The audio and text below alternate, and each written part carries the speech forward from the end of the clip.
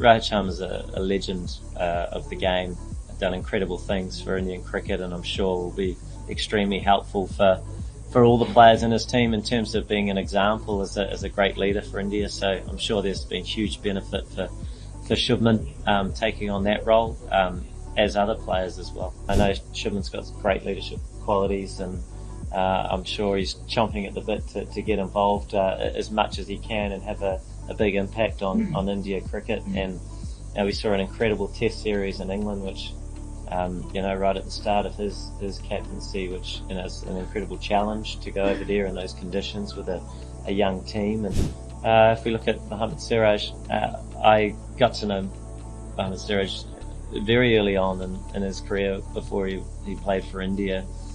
As a very young cricketer for the Sunrisers and in the IPL, and you could see there was a real talent there. But I think what separates him is his just absolute appetite to put the team first and get the ball in his hand when perhaps nothing might be happening in the game, and he always wants to be the guy to change the game and bowl the long spell. And that's a really infectious attitude in a team, and has real leadership qualities.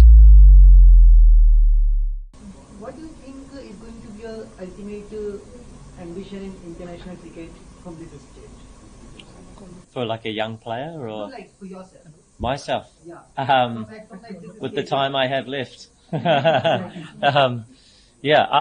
I still love playing the game, and whenever you get the opportunity to represent your country, and for me that's New Zealand, it's always special. And so spent a bit of time in England recently, and the team hasn't played a huge amount of cricket, but we do have a lot of cricket coming up. And to be honest, when you reflect back on your time in the international game, I'm really grateful for that time, and a part of it is new players coming in and going through different transitions as teams. And for me, it was captaining for a long time, stepping down, but still sort of feeling a part of that community and wanting to keep that being a part of a team that's moving in the right direction. So yeah, there's still always plenty of things to do.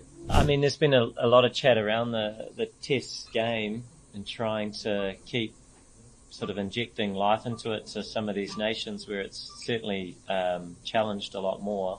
I guess the fear with the two tiers would be the teams in the second tier, and how you keep trying to improve as teams to perhaps get out of there and into the first division. And there'll be a lot of conversations being had, I think, around that. But the trouble with the conversation is that the impact has been happening for some time, so the sooner we come up with a solution that, that we might agree on, where the test game needs, some importance placed on it, certainly from other playing nations, and an injection of resource perhaps to try and assist that, I think would be the better. I'm a test fan absolutely myself, so I'd love to see that. It'll struggle to stay alive if they're the only three teams playing the format. As much as we quite enjoy watching those series, that's not going to help our test cricket entirely. So look, it's just an absolute challenge, isn't it? And there's just so many conversations going on, and trying to find that solution's key, if that's the goal. But whilst we're trying, it's sort of heading in that direction that the game's straining in a lot of countries. And not just that, whilst that's happening, the pathways are challenged for young players. I know growing up, test cricket was that was it. That was the pinnacle of the game. That's the direction you wanted to go, and how you might measure a player, and for a bunch of different reasons.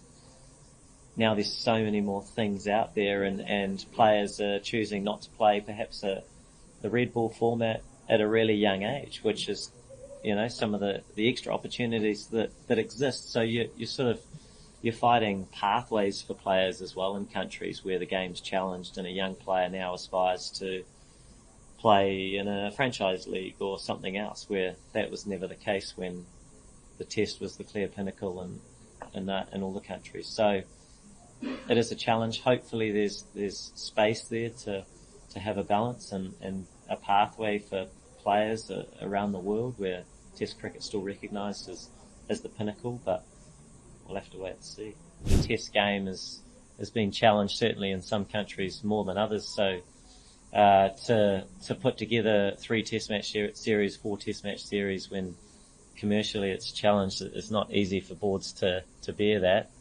However, I do think the Test Championship has assisted in context in the game, and certainly you see a lot more results now, and I don't think it matters who you are, you'd like to win it, because it's a competition that's there in front of you, and as a team you want to keep getting better and have those opportunities.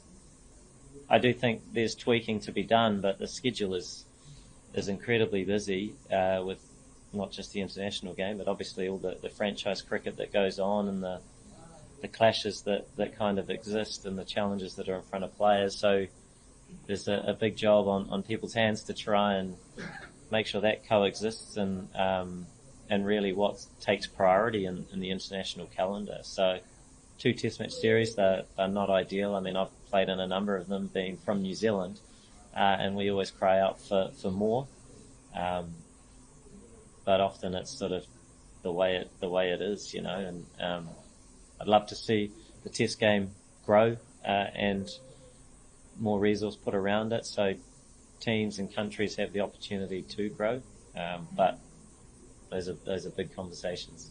I think it requires a lot of energy, and also it requires real clarity on what your role is, not just being captain, but specifically where it is you'll be putting all your time and energy, because I guess naturally if you take on everything, and I don't mean the formats, but the different roles that come with leadership, then I think there is always a time frame to do that job, and then I do see passing the baton on as I was a part of with New Zealand, whether that's 5 years, 10 years, people can do that, and then it's about that transition and that next step, and I know Shubman's got great leadership qualities, and I'm sure he's chomping at the bit to get involved as much as he can and have a big impact on India cricket. And we saw an incredible Test series in England, which right at the start of his captaincy, which is an incredible challenge to go over there in those conditions with a young team and do what they did, and it was an amazing series to follow. So look, I think naturally you're going to take on more as a young star with great leadership qualities, and I think it's a great time for him, and he'll be enjoying it, and it comes with its ups and downs for sure, but that's part of the job. I don't know the details around the decision and those sorts of things.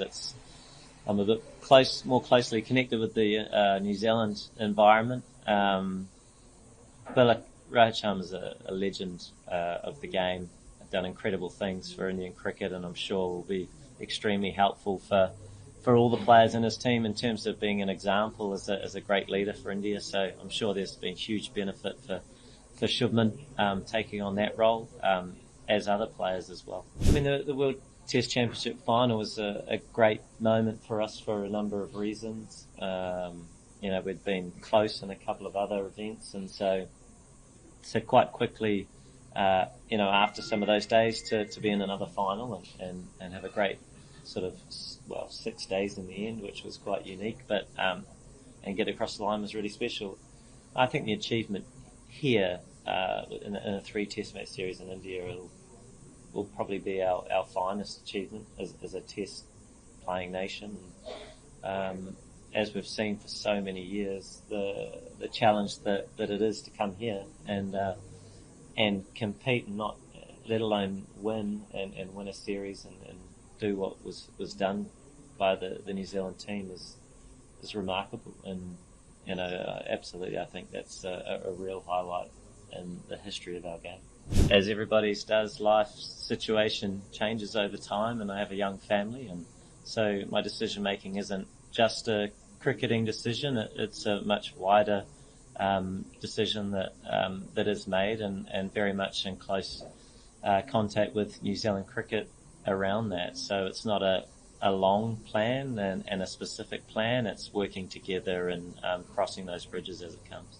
Look, I think wherever India play, I mean, the depth of talent that they have, the younger players coming through and the exposure to, the highest level of cricket, whether it's through the IPL or getting involved in the Indian team, early on, is sort of holding them in great stead to travel abroad and play really well. And we've seen that, recently in England, in Australia on a number of occasions. So I'm sure they'll be looking forward to the challenge in New Zealand as we do when we come here. And if we look at Mohammad Siraj, I got to know Mohammad Siraj very early on in his career before he played for India.